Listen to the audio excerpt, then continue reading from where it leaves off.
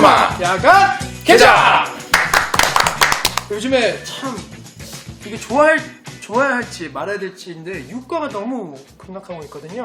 그러니까 유가가 너무 많이 빠져가지고 네. 아니 뭐 하여간 시장은 족같아요 지금. 금리 인상하는 것도 그런데 또 유가까지 갑자기 또 나왔고 악재가 너무 또 겹치는. 우리 그네 언니는 세금 자꾸 더 내라고 그러고 뭐 이제 게다가 또 만기일도 만기 주간이었잖아요. 또 그러다 보니까 이 뭐 미국 시장이 올라도 또 빠지고 그 다음에 또 빠지면 같이 빠지고 막 이런 좀 그러니까 우리 회사에서는 지금 뭐 한 17일까지는 그냥 손 놓고 있어야 되는 거 아니냐, 손가락 빨아야 되는 거 아니냐, 뭐 지금 그렇게 보고 있어요. 유가가 이제 하락을 했을 경우에 그냥 경제에 대해서 잘 모르시는 분들은 그냥 유가 하락은 우리나라 같은 경우에는 뭐 수입을 많이 하고 이러니까 경제가 좋아지는 것이 아니라는 생각하시는 분들도 있더라고요. 근데 또 이제 주식 투자하시는 입장에서는 더 큰 생각을 또 하셔야 되는데 유가 하락에 따른 뭐 우려 그리고 시장에 대한 영향에 대한 부분을 조금만 좀 심도 있게 한번 얘기를 해주시는 게 좋을 것 같거든요.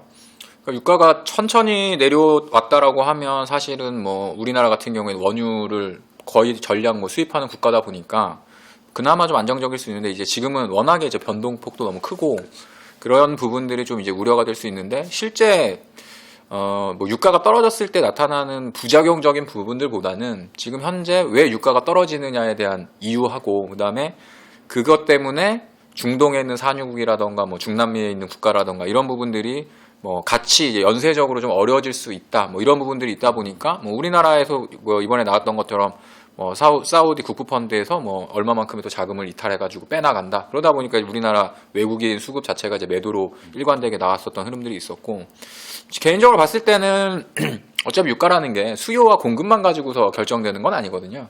이게 어차피 원자재 상품의 하나이기 때문에 미국의 금리 인상하고 맞물리는 측면이 있다. 그래서 달러가 강세로 가다 보니까 이제 마지막에 이제 원자재 가격에 대한 변동폭이 좀 커지는 막바지 구간에 좀 와 있다고 생각을 하고 오히려 뭐 계속 얘기 드리는 것처럼 미국의 금리 인상이 뭐 우리나라 경제라던가 어떤 세계 경제에 미칠 수 있는 영향 자체가 이미 선반영돼 있고 제한적이라고 보고 있기 때문에 그 불확실성이 해소가 되면 유가 역시도 뭐 어느 정도 수준까지는 반등을 할 수 있지 않을까 저는 그렇게 보고 있습니다. 차장님께서는 일단 뭐 그 유가 전문가분한테 전화를 한번 했는데 일단 한 35불까지는 뭐 열어놓고 있는 게 맞다. 근데 그 30불 밑으로는 빠지기는 어렵다라고 얘기를 하고 있고 그건 이제 뭐 수요 공급도 있지만 마찬가지로 그 또 주식이랑 똑같이 투기 자본들이 움직이는 거기 때문에 근데 뭐 변수로는 이제 뭐 이란이 또 시장에 국제 시장에 나와버리고 오펙이 감산 자꾸 하려고 하는데 못 하고 있고 막 이제 합의가 안 되는 그런 합의가 좀 이루어지면 물량을 조금만 줄이기만 해도 유가는 다시 반등은 나올 거라고 보는데 이제 걱정이 되는 건 이제 이런 그 한마디로 얘기해서 기름 팔아갖고 먹고 살았던 새끼들이 이제 자꾸 이게 사이즈가 줄어드니까 그렇죠. 그러니까 물량을 못 줄이는 거지 자꾸 이제 못 줄이는데 지금 러시아라든지 뭐 문제가 되는 게 뭐 베네수엘라라든지 뭐 이런 나라들 그다음에 뭐 브라질도 마찬가지고 이런 나라들이 심지어 이제 뭐 골드만삭스나 이런 데서는 이미 브릭스 펀드 투자를 안 하겠다라고 이제 아예 얘기를 하고 발을 자꾸 빼고 있거든 이렇게 신흥국에서. 신흥국이 그래서 같이 동반으로 지금 떨어지는 그런 문제가 좀 생기는데 거기에 우리나라는 산유국도 아닌데 신흥국 지수에 포함되어 있다는 이유로 조금 이제 좀 악재가 좀 겹치는.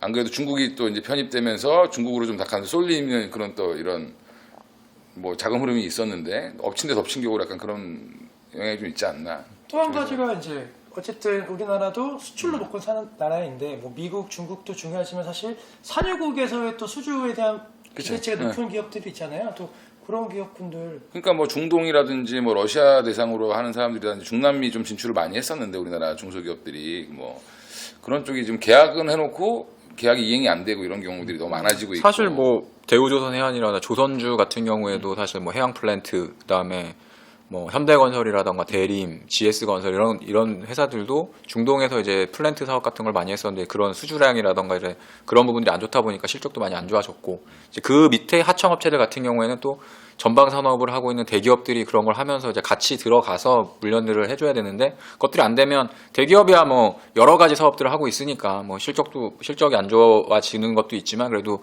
버티면서 할 수는 있지만 중소기업 같은 경우는 그것만 가지고서 기대를 하고 막 투자를 하고 막 이랬던 부분들이 있었는데 그런 게 안 되면 진짜 먹고 살기가 힘들어지는 구간에 들어가는 거죠. 근데 또 하나는 아까 이제 골드만삭스 얘기를 하셨는데 옛날에 이제 유가가 막 급등해가지고 120불 막 넘어갈 때 그때 또 골드만삭스에서 참 재밌게 뭐 유가가 뭐 150불, 200불을 갈 거다라고 했는데 사실 그때가 고점이었고 이번에도 20불 얘기가 지금 또 나오고 있어요. 유가에 대해서. 그러니까 유가라는 것 자체에 대한 뭐 기본적인 그 가치는 기본적인 가격 자체는 저는 좀 낮은 위치에 와 있다라고 저는 생각을 하고 이게 단순히 좀 교란하는 파생시장 쪽, 원자재 파생시장 쪽에서 나타나는 자금의 변화라던가 이런 부분들 때문에 나타나는 단기적인 현상이지 이게 뭐 계속해가지고 이러한 사건이 길어질 거라고 사실 생각하고 있지는 않고요.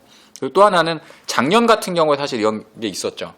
100달러 정도 하다가 50불 밑으로 내려가고 거의 뭐 이때 뭐 40불 근처까지도 막 내려왔었던 흐름들이 있었었는데 그때 사실은 정유라던가 화학주들이 급락을 했다가 저점 잡고 지금은 그때보다 막 100% 50% 이상씩 다 올라왔기 때문에 물론 지금 뭐 이게 여기서부터 또 유가가 다시 그 올라온다고 해도 뭐 정유라던가 화학업종이 다시 갈 거라고 생각하지는 않아요. 이미 이제 바닥에서 어느 정도 올라왔기 때문에 그 우려감이 사실은 좀 소멸되는 마지막 단계에 와 있지 않나. 그렇죠. 뭐 어차피 약간 투기자본들이 움직이는 뭐 숏을 좀 들어가서 이렇게 움직였던 경우도 있고 이슈를 만들어줬으니까 오펙에서 그러니까 일단 우려는 해야 되지만 예스 오와 노로 사실 나눠서 뭐 어차피 유가가 바닥을 잡는다라고 하면 사실 그렇게 크게 문제는 되지는 않을 것 같고 그러니까. 일단은 신흥국이라든 이런 애들이 조금 정상화가 돼서 우리나라도 빨리 선진국 지수 좀 들어가고 이런 모습이 좀 나와야 좀 피해를 좀 덜 보지 않겠나. 근데 왜 우리는 선진국 지수에 계속 탈락을 하는 거예요? 그게 뭐 이제 자격 조건이 안 되니까. 나도 선진국 국민이고 싶은데. 그러니까. 씨발 그 새끼들이 안 해줘.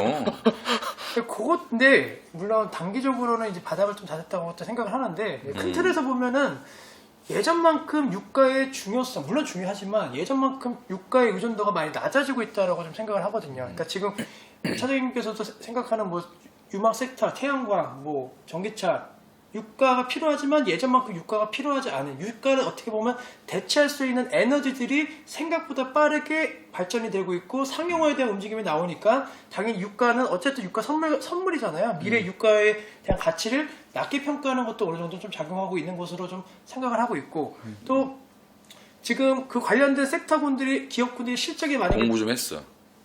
공부한 거 아니고 원래 공부 열심히 해요. 원래 좀 이런 원래 똘똘이에요, 생각만 똘똘이. 하는데, 네, 좀 뭐 까먹었잖아 지금 말 끊어가지고. 그리고 약간 공부를 한 건 아니지만 그래서 그런데 만약 유가 관련된 부분이 하락을 하려면 LPG도 하락을 해야 되는데 최근에 LPG 가격은 오르고 있다는 뉴스가 좀 나오고 그거는 있거든요. 왜 그러냐면 아람코라는 애들이 있어요. 사우디에 아람코가 그 LPG 가격을 정해.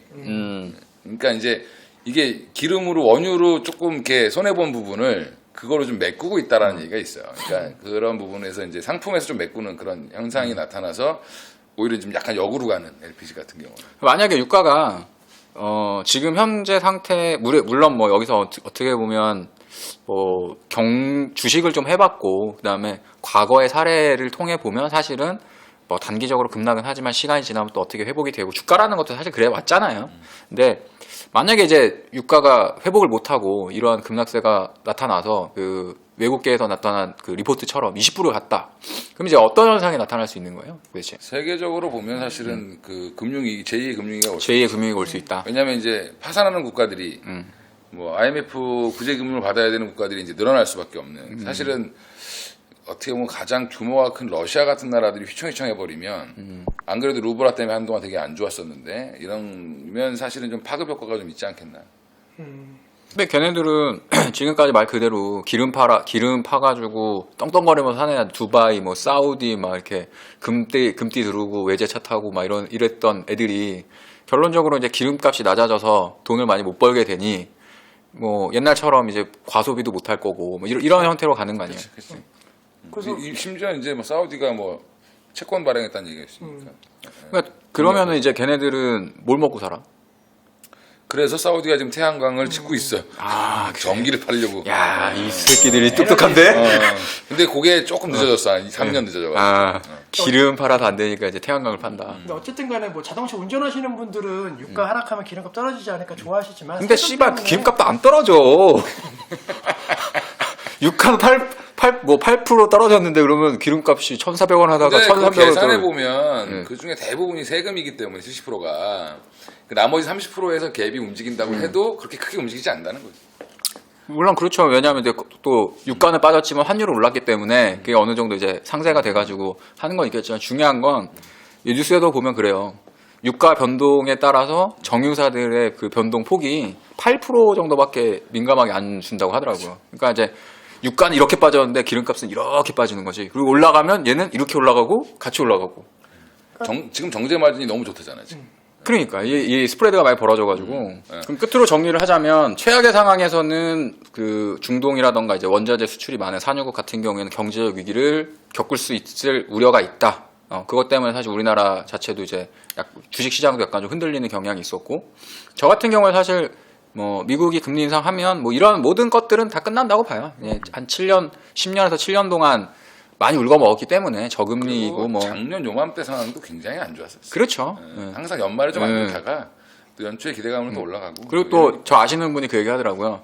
12월 18일이 대형주의 저점이래. 맞아. 예. 맞아. 그래서 작년에도 12월 18일이 저점이었어요. 12월 18일 날 기다렸다가 대형주를 3대.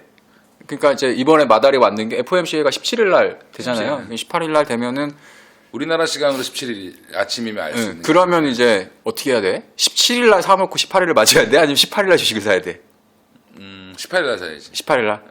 18, 18 하면서 사면 되지.